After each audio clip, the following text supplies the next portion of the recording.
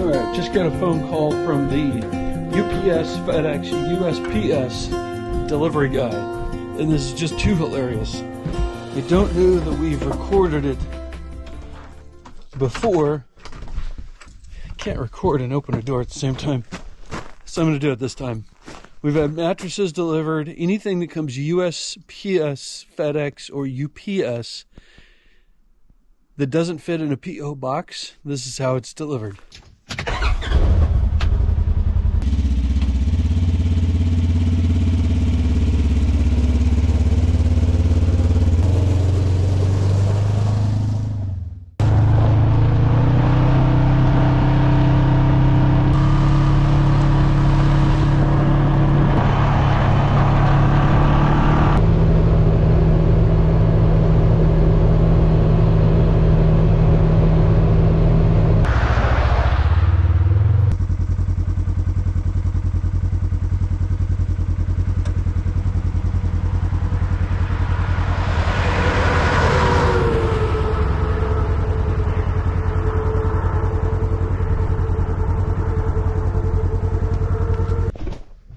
And that's how we get deliveries. Hopefully that keeps us warm in the cabin while we get the wood stove fixed. The pipe that goes up to the has got to be pretty thick with creosote, so we need to get that fixed. And in these colder mornings, it was 36 the other morning. It's August. Luria, what day is it? I don't know, 12 or something? 36 degrees in the morning.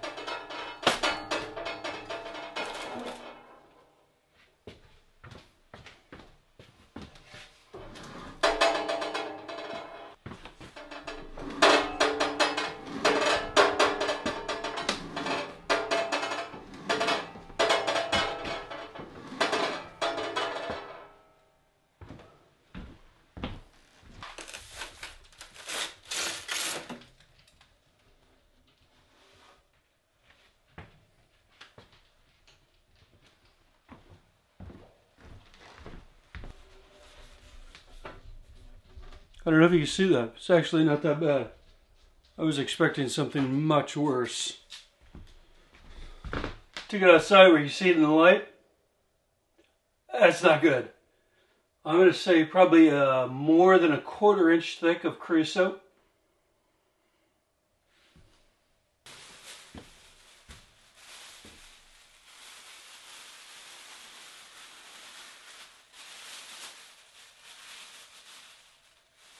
Where's all the creosote go, though?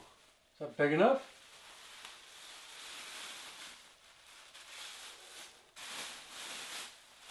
I think we all know the answer.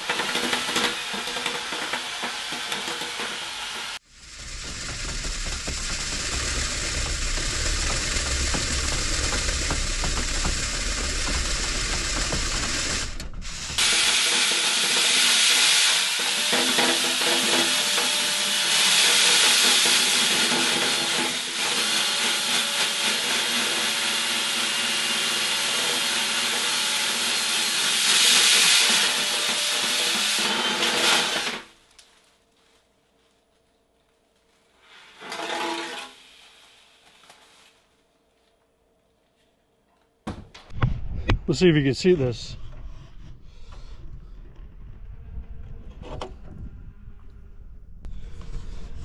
Seems a lot thicker on this bottom one. Wonder if we tip it over. Is it thicker at this end? It's hard to tell. Wonder if we can take that out to get that super clean. You should be able to churn it, right? I wonder if it's in. There we go. And will it churn?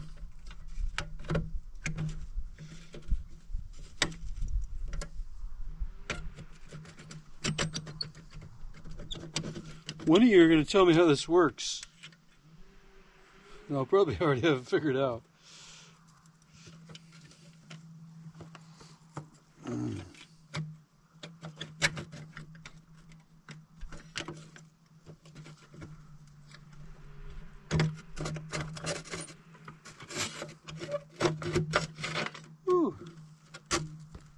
Now we can get it good and cleaned out.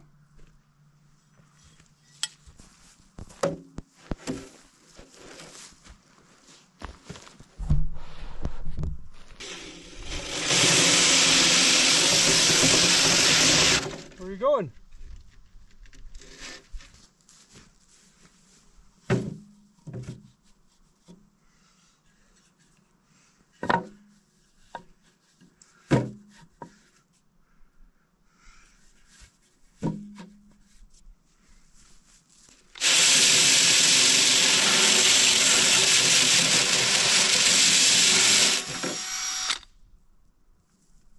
How does that come apart?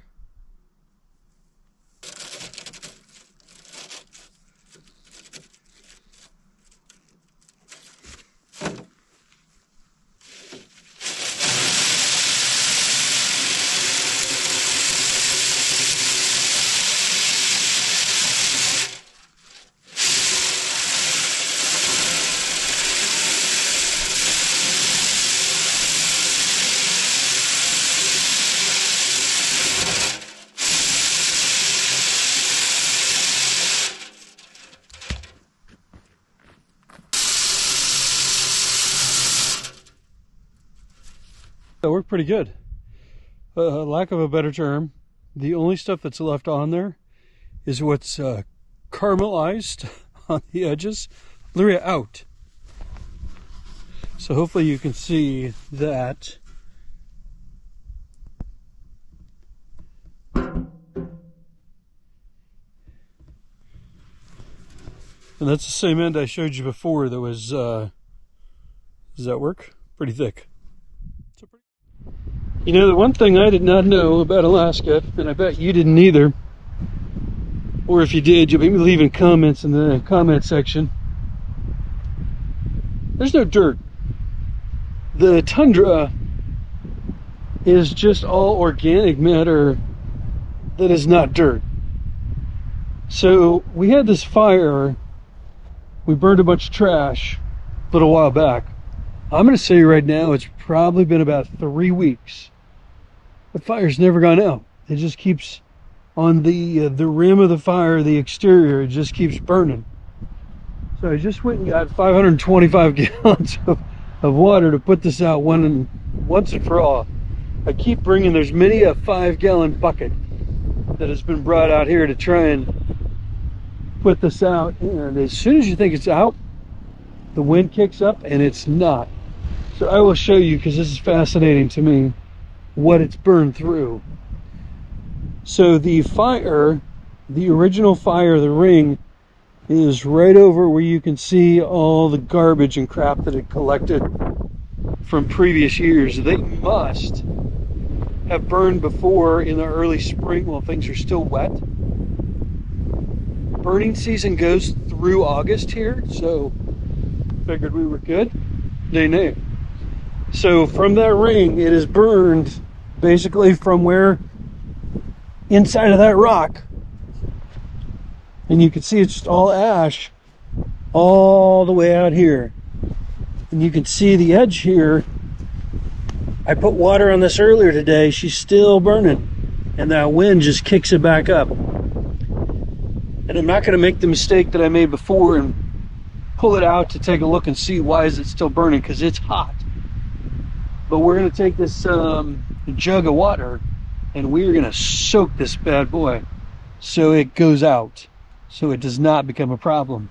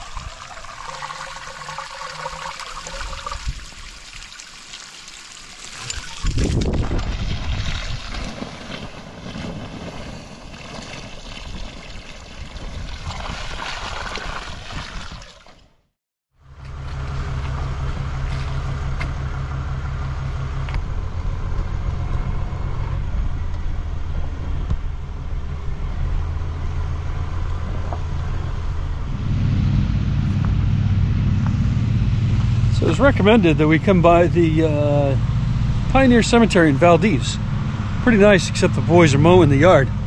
It looks nice, and there's benefits to that, but apologies for the audio in the background. We're going to check it out. So I think what I'm going to do is I will show the things here. I'll get that one better when the guy goes by with the mower. And then you can hit pause if you want to read the whole thing, because I am not reading every one of these to you. Lisa is not here, so grab a look. Pause button it is. All right, so you got that, but here's the really interesting part. They dismantled the child's grave?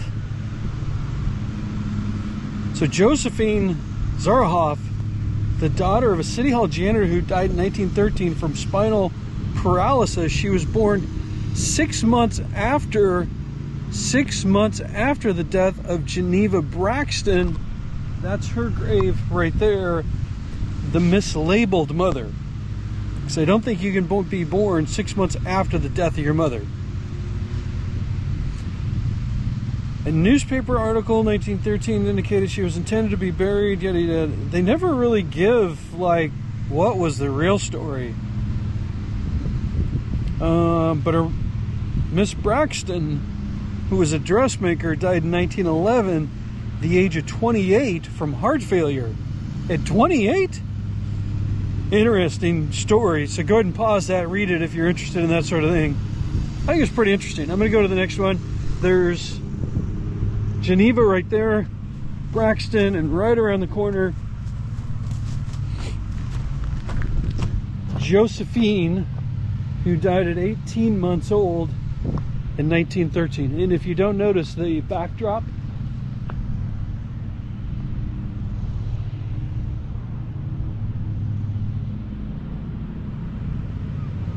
and there's the fellows mowing. Pretty spectacular. So I guess the whole thing was after the big earthquake, and I forget what year. You can go back and hit pause and read that. This whole thing was forgotten about, and they had to unearth it. So interesting story, and boy, are they doing a good job of keeping it up today. So this guy doesn't have a picket fence. I wonder what's up with that. Clarence Dixon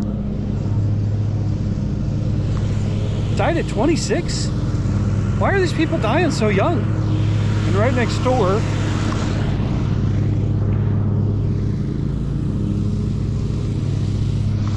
nice picket fence with treated wood. That should last a good long time. And the backdrop for these guys, gorgeous. So this guy is the oldest so far, 48 years old. Herman did much better than the 28, so I bet he's thankful for the time he spent in Valdez. Dr. Lewis, 1912, we don't know how old he was. 1812. Are these actual grave sites, or do they just make up plaques? Not sure. 60. Old fella. So there's a bunch of them here. Maybe this is where it started, or I don't know. I can only imagine in 1913 what Valdez was like, what it must have been like to be here during that time. We think it's spectacular now. I can only imagine how spectacular it must have been then. Hopefully it wasn't too miserable,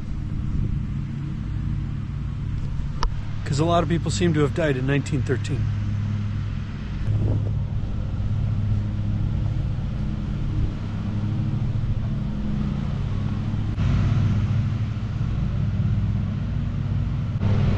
Did you guys read that? The extreme low and high tides at Pioneer Cemetery were known to dislodge headstones and even cause caskets to rise and float.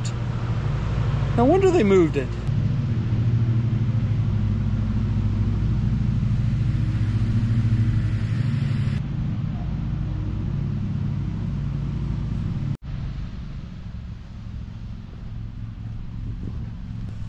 That's the headstone they were just talking about in that last photo. I don't know with the shade if you can see it, because the screen on the back of this GoPro is so small. I don't know. And then there's another one behind here. 1909, 57.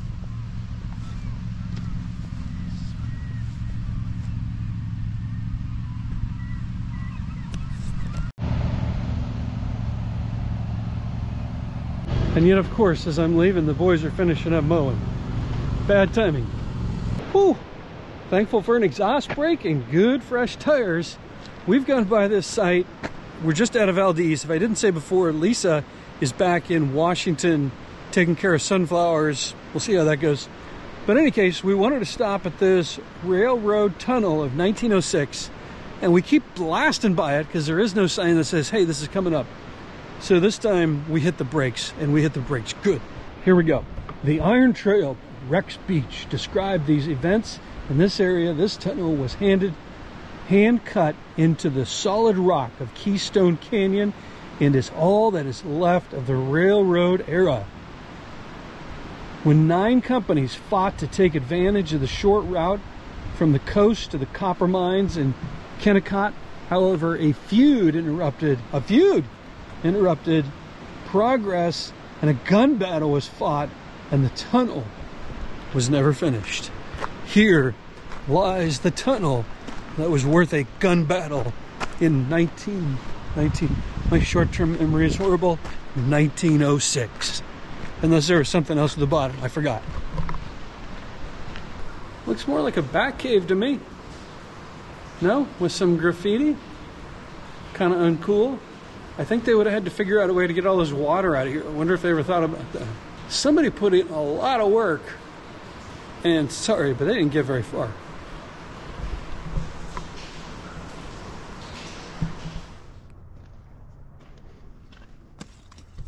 Gotta pay the man. All right, Lisa and I have been wanting to stop at Worthington Glacier every time we cruise by at about 50 or 60. Worthington Glacier has been designated a natural landmark. 1968, so that was pretty cool. So today is the day of stops, so I have stopped. There really is nobody here, which is kind of weird. I think there's one or two other people. So they've got, oh, that must be, here I'll show it to you this way. That must be the glacier down there. I don't know if you can see through the plastic. The glacier, and then the lake. Oh, and then that's the parking lot, and then there's Richardson Highway. Ooh. So we're not going to go that way. I think we'll go this way. I don't think these rocks are falling. Don't fall on me. Used to be down by the freeway? That's crazy. That's a whole lot of water that's been melted. Let's go a little bit closer.